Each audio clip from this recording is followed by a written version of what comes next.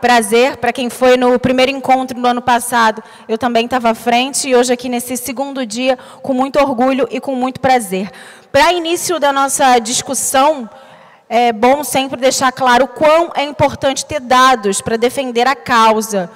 No nosso caso, a causa tão importante de sempre, né? Uma causa que sempre tem novos desafios, e com esses fóruns a gente tenta sempre superar ou pelo menos estreitar esse elo e trazer possíveis soluções. Quero convidar ao palco Paulo Alves, que é o representante do Instituto Datafolha, trazendo a nossa pesquisa encomendada, e vocês vão ver números assustadores.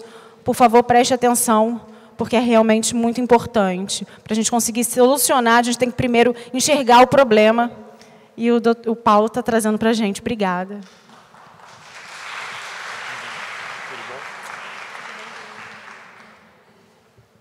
Olá, bom dia. Muito obrigado pela oportunidade de estar aqui com vocês. Acho é muito importante, de fato, poder dividir esse tipo de informação com uma plateia tão relevante. Se puder colocar... Perfeito. Então, eu vou mostrar uma pesquisa então, que nós fizemos para mostrar um pouco do conhecimento que as mulheres acometidas com câncer de mama têm sobre uma série de áreas, né? Então, a respeito de vários assuntos. Como é que a gente vai fazer? Você passa daí? Tá.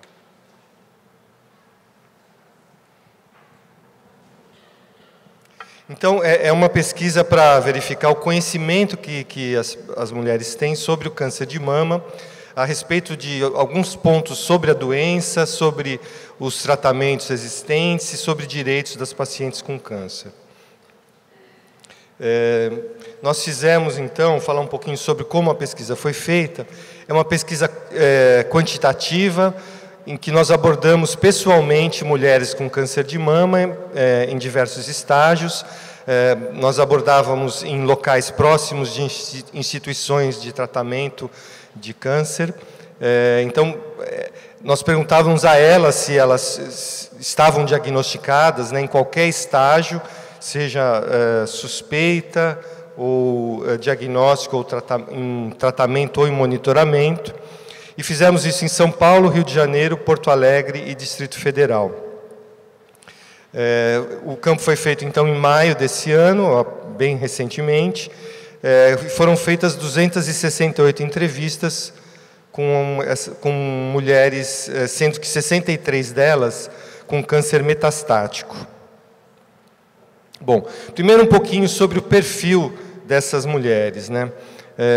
A maior parte delas foi entrevistada em São Paulo e Rio de Janeiro, 40% em São Paulo, 29% no Rio, também 15% em Distrito Federal e 16% em Porto Alegre. Dessas mulheres entrevistadas, 78% estão na faixa entre 41 e 70 anos. Quer dizer, existe uma pequena porcentagem abaixo de 40 anos, entre 30 e 40 anos, 9%, e 12% acima de 71. Mas a maior parte, então, está nessa faixa entre 41 e 70 anos, com média de 55 anos. São mulheres com escolaridade fundamental e escolaridade média, principalmente, né, 46% fundamental, 37% médio e 16% com ensino superior. 56% delas são da classe C, tá? Mais 20% da classe AB e do outro extremo, 24% na classe DE. 60% delas não são economicamente ativas, o que de um modo geral, esse perfil, né, é bem correspondente às mulheres brasileiras nessa faixa etária, acima de 40 anos. Mas esse item delas serem, aqui no caso das mulheres diagnosticadas com câncer, há uma incidência mais alta de mulheres não economicamente ativas, inclusive algumas pensionistas, né, em função da própria doença. 67% delas estão em fase de tratamento do câncer e 27% em monitoramento. E tem ali 1% com uma suspeita, 1% em fase de exame diagnóstico, e só 2% que já encerraram o tratamento. Bom, então vamos ver um pouquinho do que essas mulheres sabem sobre a doença. Em primeiro lugar, nós perguntamos para ela como ela se sente, se ela se sente nada informada, pouco informada, mais ou menos informada ou bem informada a respeito da doença. Segundo ela, 76% delas se consideram bem informadas ou informadas sobre a doença, né? Ou seja, há pouca gente que acha que está nada informada ou pouco informada, que são esses... são esses... O que aconteceu agora?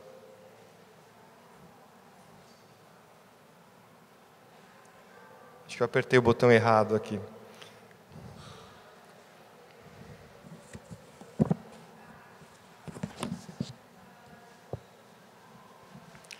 Então, eu estava dizendo que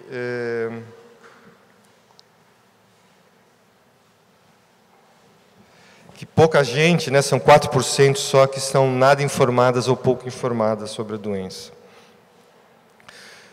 No entanto, quando a gente começa a perguntar um pouco mais, né, começa a aparecer um certo grau de desinformação, independente do que elas próprias acharam.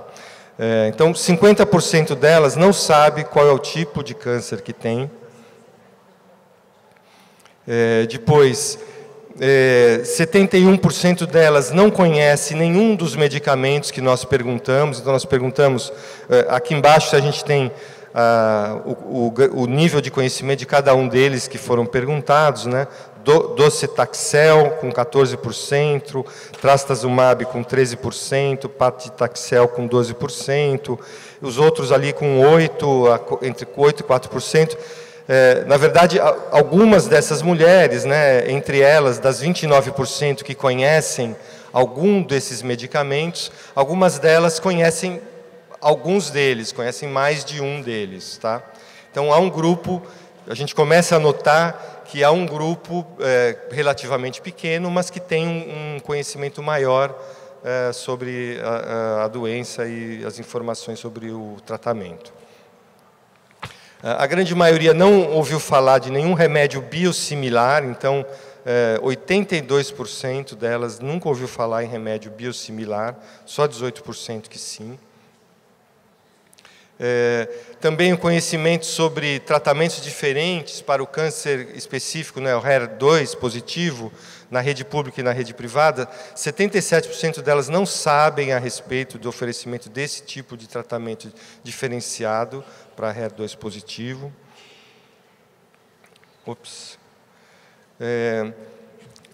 Poucas também delas buscaram informações em sites e na internet de um modo geral. Então, dessas 37% que buscaram informações, 28% citam apenas o Google, não citam sites específicos, né? Algumas, né, 5% falam de sites de câncer, de alguns que existem, que são específicos da área, 3% citam o INCA, mas a maioria, na verdade, não buscou informação, talvez não tenha pensado nisso sequer.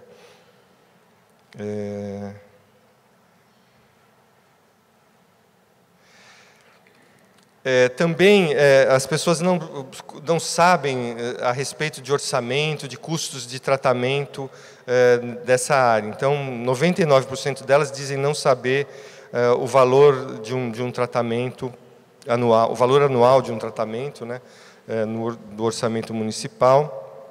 E 94% também não sabem o valor de um tratamento na rede pública no SUS.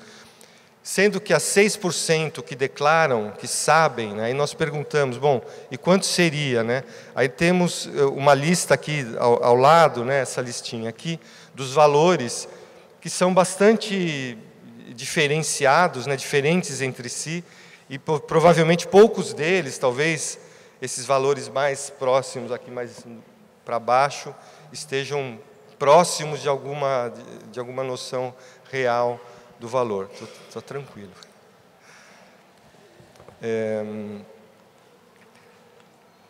Depois, assim, a intenção de ter acesso, né, quanto elas têm vontade de ter acesso a informações sobre gasto público, né, de fato, 75% delas dizem que têm interesse em acessar esse tipo de informação, se for uma coisa simples, descomplicada, né, quer dizer, ninguém quer se tornar especialista nesse tipo de assunto. Depois, sobre o tratamento. Então, algumas informações que nós perguntamos, né?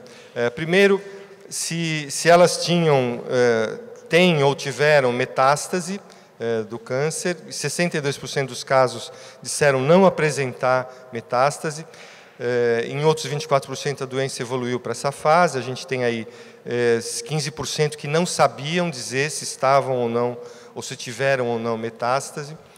Então, há um certo desconhecimento sobre isso. E também, assim,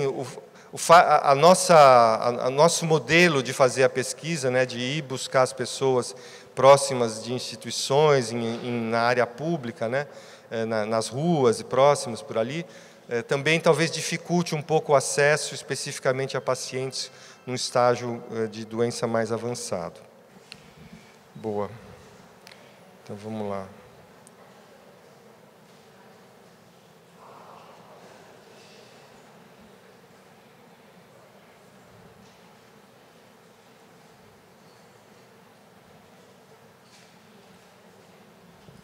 Então, também perguntamos sobre a realização de cirurgia para reconstrução de mama, e 15% delas já haviam realizado essa cirurgia, 85% não. Também fizemos essa pergunta, né, o que quando se fala em metástase, né, quando fala em câncer de mama metastático, qual a primeira palavra que vem à cabeça para as mulheres entrevistadas? Então, de um modo geral, são sentimentos negativos, né? Medo, desespero, superação, luta, religião, morte. Poucas falam em tratamento, cura. E aqui a gente tem alguns trechos, né, de depoimentos, né? Penso que não tem mais cura, que tomou todo o corpo, que Deus proteja todas. Se depender do SUS, né, morte, se depender do SUS, está comprometido, vai retirar tudo. Então, tem uma perspectiva muito difícil, né, quando aparece essa noção do câncer de mama metastático. Depois, a realização de tratamento à base de radioterapia e quimioterapia. Então, aqui, do lado esquerdo, né, a radioterapia, 62% já realizaram radioterapia, e quimioterapia, 81% delas já realizaram quimioterapia.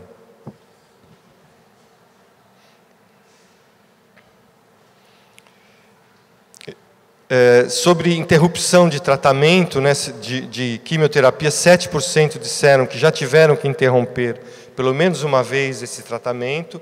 E na radioterapia, o índice é mais alto, né? 24% disseram que precisaram interromper pelo menos uma vez o tratamento de radioterapia.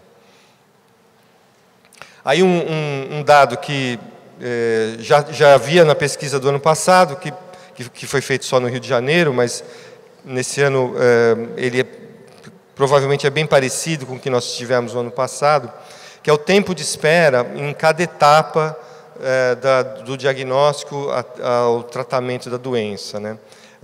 Então, nós temos aí, em cada etapa, né, uma duração, a predominância, né, da duração até um mês, na suspeita do diagnóstico, 33% esperaram até um mês, para o diagnóstico e início do tratamento, mais 33% até um mês. Tratamento com radioterapia, 49% até um mês, e cirurgia de reconstrução de mama, 30% até um mês, desde o período em que isso foi solicitado ou que isso foi necessário, né? Mas o ponto é que a média, quando nós vamos olhando a distribuição das pessoas que tiveram que esperar mais tempo em cada uma dessas etapas, nós vamos chegando a números bastante elevados, né? Então, algumas pessoas esperaram 6 meses, 12 meses, mais de 12 meses até, em algumas dessas etapas do tratamento. Então, resultando numa média que fica bastante elevada, né? Da suspeita e diagnóstico, 4 meses, quase 4 meses também para o início do tratamento, depois a radioterapia quase 3 meses, e a cirurgia de reconstrução, então, vai para 8 meses, em média, de espera.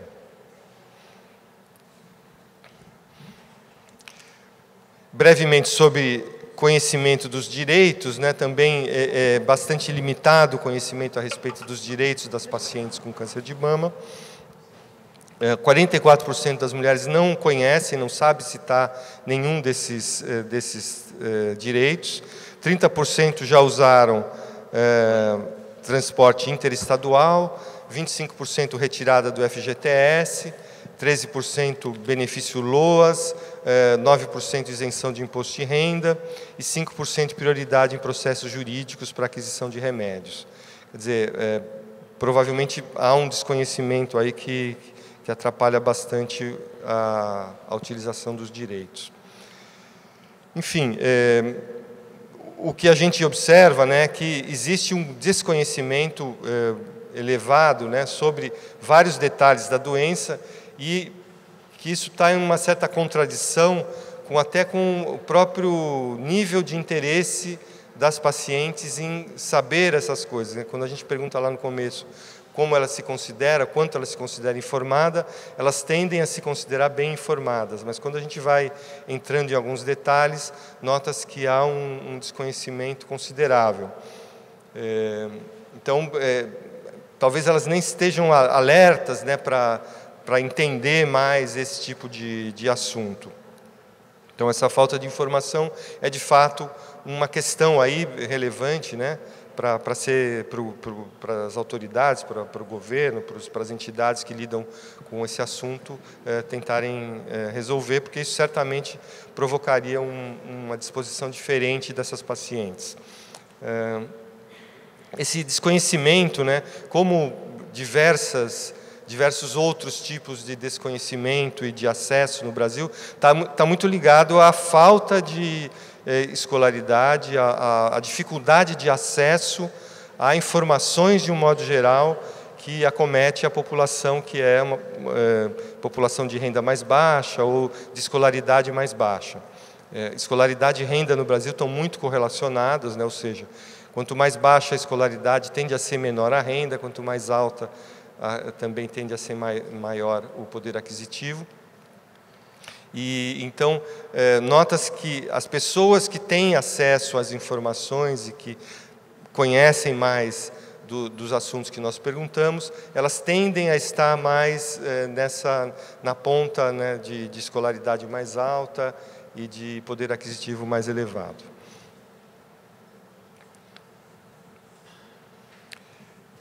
Também um outro aspecto que chama atenção são esses tempos, né, que a gente já tinha visto no ano passado e que, de fato, mostram aqui que, em média, né, existem casos em que essas esperas, né, em cada uma das etapas aí do tratamento são bastante longas, né, e, efetivamente, isso pode ter alguma influência considerável na evolução da própria doença. Então, talvez esses dois pontos tratados em conjunto, né, o acesso à informação junto com o acesso às possibilidades de tratamento, possam ser fatores muito importantes aí para mudar o quadro geral das pacientes diagnosticadas com câncer de mama. Acho que era isso.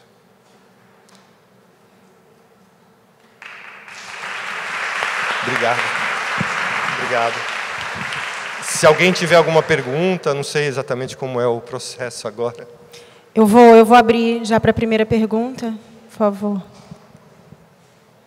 Eu vou descer aí. Não, o senhor vai precisar responder? Pois é. Acho melhor trocar. Tem outro lá. Mais um. Não, pode fazer. Bom dia, Gilberto Amorim, da Fundação Laço Rosa. E em relação aos tempos de espera, eu sei que o número de entrevistas é pequeno, mas como a amostra foi mais Rio e São Paulo, você conseguiu perceber uma diferença grande nesses tempos entre as capitais? Porque os números não são bons, a gente já desconfiava. Mas alguma capital sobressaiu ou ficou menos ruim na foto? Ou os tempos são parecidos? Na verdade, a gente não consegue... mas é porque como o número de amostras são muito pequenas as amostras internas, então não dá para a gente afirmar estatisticamente que há diferenças. Ok. O que a gente imagina é que, eventualmente, embora a gente tenha feito a pesquisa nesses lugares, as pessoas não são necessariamente somente dessas localidades. Então, isso pode provocar um aumento nesse tempo de espera. Eu sou a doutora Mayra Calef, tudo bem? O teu nome, por favor? Paulo? Alves, muito prazer. Acho que foi feita uma pesquisa muito importante para os grupos de pacientes, para a gente ter mais um reforço do que precisa, onde focar as nossas ações. É lamentável que com 3 anos, 4 quase, de lei dos 60 dias, a gente ainda veja esse tempo enorme. Melhorou um pouco, mas se for contar o tempo entre o diagnóstico e o tratamento, entre a consulta e o tratamento, ainda passa de 8 meses. E isso que nós estamos falando de pacientes que já estão no sistema. Essa é a questão aqui que nós temos que chamar a atenção. Esses pacientes foram escolhidos ou entrevistados e já estavam inseridos dentro do sistema. A gente não sabe nada daqueles que não estão ainda perto de um hospital público. Então, isso nos dá muita segurança de continuar dizendo, como nós estamos dizendo, que nós não estamos atendendo a população para que a gente tenha uma mudança no perfil de mortalidade. Porque o desconhecimento é óbvio. A paciente acha que sabe tudo, mas, na verdade, ela não sabe nem que tipo de câncer ela tem. Então, existe aí uma oportunidade, né, de tanto as ONGs se aproximarem, se a gente se deixassem, eu estou botando entre aspas, as ONGs se aproximarem dos serviços públicos, de ter uma banquinha dentro ou do lado do hospital, isso mudaria, totalmente mudaria, se ela tivesse onde procurar. Porque a gente viu ali o perfil das pessoas que estão na tua entrevista, elas não têm acesso, provavelmente, à internet, ou nem passa pela cabeça, a não ser selfie, para que mais se serve esse telefone? Então, aí é outra oportunidade. Então, eu gostei muito de ouvir, apesar de ter sempre uma crítica que eu vou fazer aqui em público, né, que a gente não consegue fazer disso uma publicação científica, infelizmente, porque nós não temos todas as prerrogativas. Mas o mundo científico precisaria saber disso. Muito obrigado, Paulo. Muito obrigado. Obrigado.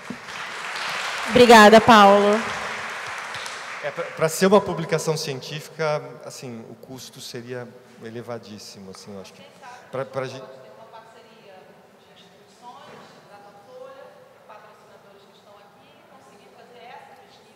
Nós sabemos o caminho. É possível. Marcela, a gente tem tempo para a pergunta de uma paciente? Só mais uma pergunta?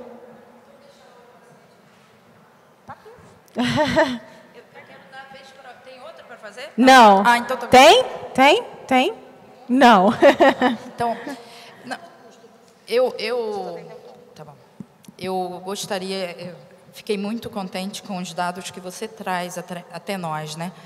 Porém, eu tenho reparado, eu sou da área de saúde também, eu reparei que a história social do paciente também influencia, eu acho. Eu gostaria de um dia ver uma pesquisa, não é sugestão, não é? Mas eu acho que a história social do paciente, principalmente no tratamento, eu acho que vai influenciar como reage diante de uma quimioterapia, como se debilita, se não debilita. Por exemplo, eu pratiquei esporte a vida inteira. A forma que eu que reagiu em mim à quimioterapia foi diferente de várias amigas ao meu redor que nunca praticaram esporte. Eu acho que se um dia a gente chegar nesse nível de conseguir tudo o que vocês querem, mas entrar nesses detalhes, a gente vai conseguir fazer uma prevenção, talvez, alguma coisa, tá bom? O ano passado a gente tinha na pesquisa também alguma coisa sobre o envolvimento, né, das mulheres. Foi uma pesquisa menor e ela entrou um pouco nos temas assim, um pouco talvez mais emocionais, né, do relacionamento e tal, em que a gente via que isso era uma questão também muito relevante para as pacientes, né, quer dizer, que de fato isso é fundamental. Bom, gente, a gente não tem tempo agora, mas ao longo dos painéis a gente vai abrindo para novas perguntas. Agora, é muito assustador, como eu disse lá no início, de que metade das pacientes diagnosticadas não sabem o tipo do seu câncer e mais de 70% desconhecem os 7 remédios. Por isso, vai muito de encontro com aquilo que eu falei no início, na nossa abertura, do poder da comunicação, que o conhecimento é uma arma poderosíssima, e vocês, pacientes que estão aqui hoje, vocês são uma parcela muito pequena, mas que podem fazer um barulho muito grande se cada uma de vocês se colocar no papel de uma sementinha de disseminadoras, né, do conhecimento que a gente passa aqui. Acho que vocês vão poder ajudar também muitas pessoas.